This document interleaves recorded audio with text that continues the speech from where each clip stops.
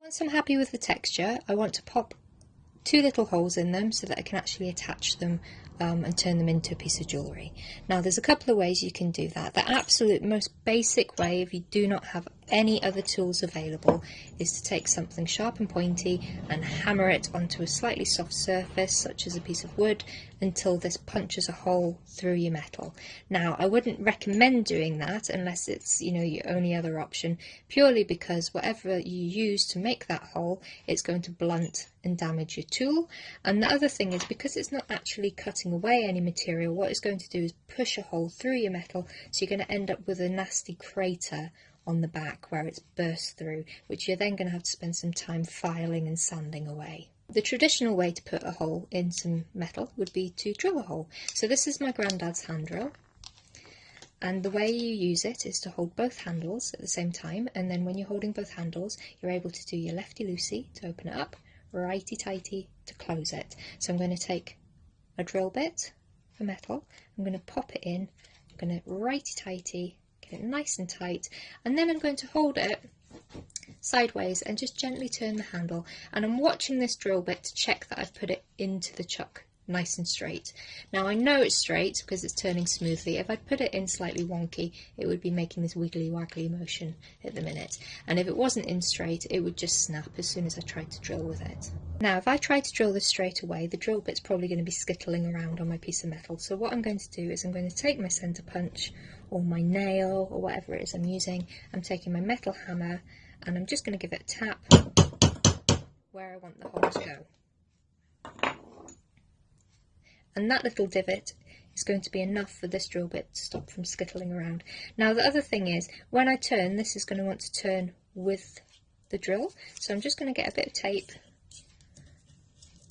and secure it down, and then I'm going to pick this up and pop it in place. Now as you can see, I'm holding the drill completely straight, which means you can't see what's going on. I have to hold the drill straight because when you're drilling with a very fine drill bit, if you hold it anything other than straight up and down, it's just going to snap. Now what tends to happen is, when students are learning, they hold it at an angle because otherwise they can't see what's going on, and therefore as soon as they put pressure on it, it snaps in half. So nice straight up and down, and then you turn the handle until the hole, the drill drills all the way through. When it's through your metal, you turn the handle the opposite way and lift up, and there we go, nice and quick. Little hole. And just a little bit of health and safety again, if you are going to be using an electric drill, I really wouldn't recommend the big DIY ones. Reason being that quite often they don't have a huge amount of speed control, so you've got to drill quite fast, which makes it very difficult to hold and support your metal safely. What you can get that is very popular are little rotary tools, so quite often they go by brand names like Dremel and things like that, which have little motors in them, and you can pop drill bits in and do some small scale drilling with those. If you do have one of those and you're used to using them, feel free, but for just now we're just focusing on traditional hand tools and other non-electronic ways of going about things. Another way of popping a hole in is by using some metal hole punching pliers. Now what I'm going to do is I'm going to get my Sharpie, mark where I'd like the hole to be roughly. I'm going to line that mark up with that little pin. Try and do it sideways so you can see.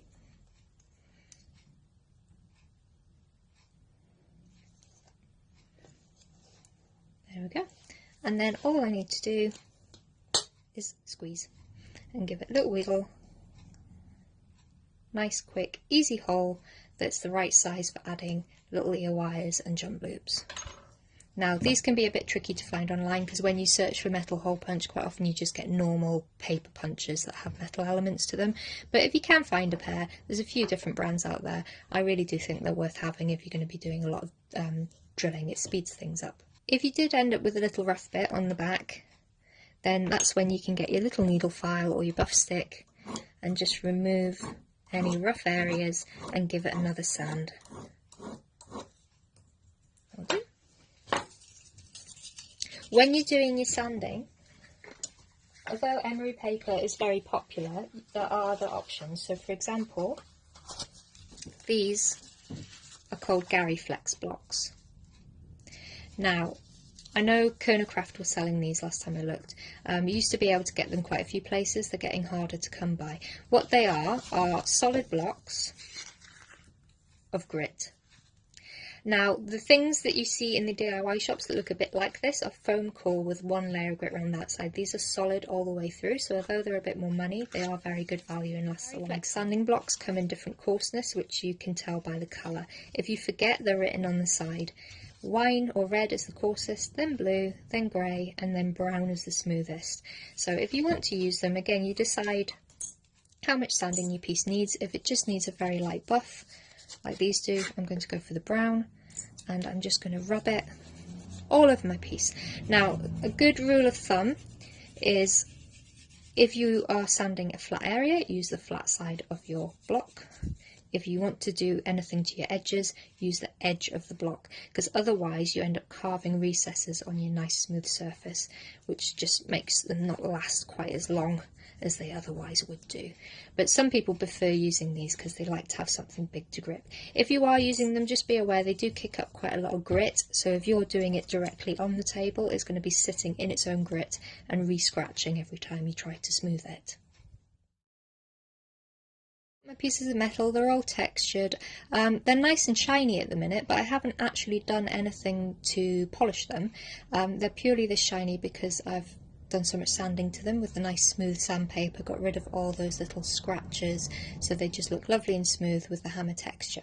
If I want to make them shiny, there's a few quick ways you can go about it. One way is to get a brass suede shoe brush.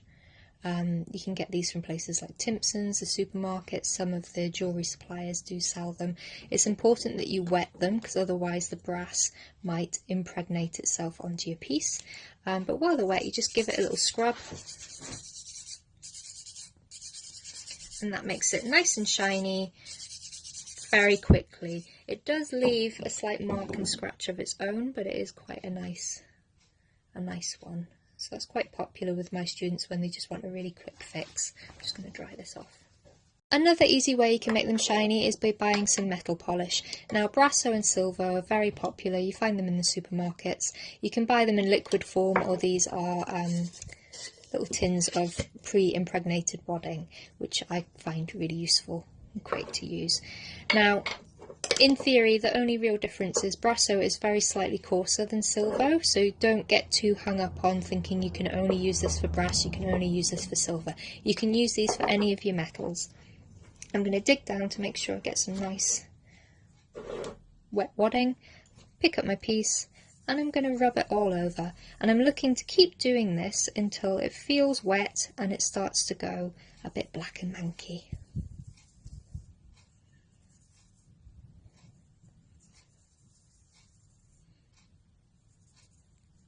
You then want to get a soft tissue or scrap of fabric and just buff the excess polish back off again, and it will leave it lovely and shiny like this.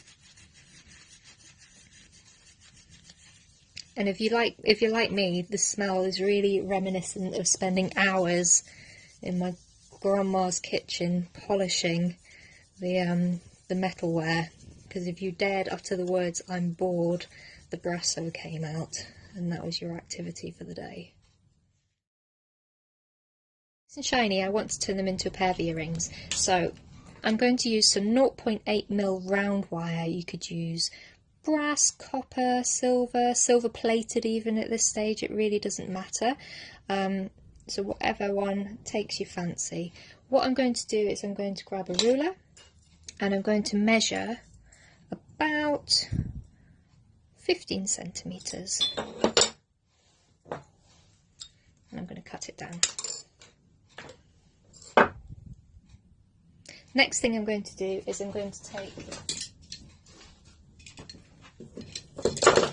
my round nose pliers, I'm going to grab it near the middle of the wire, and I'm going to bend that wire in half like so, and then I'm just going to use my fingers to straighten it out a little bit, so that the wires aren't overlapping themselves. The next thing I'm going to do is this little loop that I've made where I bent the wire in half. I'm going to hold it in my round nose pliers so that it's only just poking up. near the end, so near the skinny part of the pliers. Nice tight grip with this hand, and I'm going to support the wire on the opposite side of the barrel of the pliers so that it's nice and tight and supported as I turn it around, and I want to keep going until the main bit of wire is touching the little loop that I made. So I've made a little hook shape like so. The next thing I want to do is do a curve that's going to be the actual ear wire part. Now I want the curve to be a little bit bigger than the size of the jaw on the pliers, so I'm going to use my Sharpie. I'm going to hold the wire on the Sharpie, and again I'm going to bend it around until the main bit of wire touches the little loop that I've made. You can see them starting to come together. The thing I'm going to do is I'm going to decide how long I want my ear wires to be. I'm going to grip them with the skinny part of my round nose pliers again, and I'm just going to tweak it. So I'm just going to go dink like that. So I've put a little bend in here, and then I'm going to take my shears and I'm going to cut this down like so. And then the last thing left to do is to cut your ear wires apart. So I'm just going to cut in the middle of that little loop that I made, and now I have two matching sets of ear wires. I just need to do a little bit of filing to the bit that I cut, and definitely need to file nicely the end that's going through your ear. That's where the little needle files really do come into their own. So you're going to hold it nice and tight, and again you're going to push and lift, push and lift, push and lift. I'll do the same on there, and on this bit that's going through the ear I'm also going to give it a little twiddle and some sandpaper. So once you've got your little ear wires, you're going to take your round nose pliers again. You're going to pop that little loop that you made over the jaw of the plier, close them, and just tweak it open slightly, just enough so that you can take your piece, thread it on, pick up your round nose pliers again, and tweak it nice and tight shut. And there we've got a little earring. Same on this one, so over the jaw of the plier, close the plier, tweak it open, thread your piece on. This is the one that I hammered very severely at the top, just to demo what happens when you hammer the edge.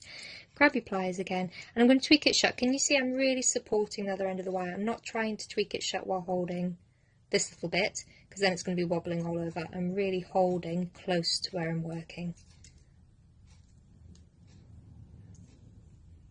And there we go. So there you go. That's a really quick and easy way to make your own ear wires. I'll show you different ways of going about this more in depth later on in the project, but for just now, like I say, just a quick easy way of going about it, because it is nice if you've handmade a metal piece of jewellery to also hand make your ear wires, and then you get full control over how big the loop is, how neat it is, different finishes that you might want to do on it.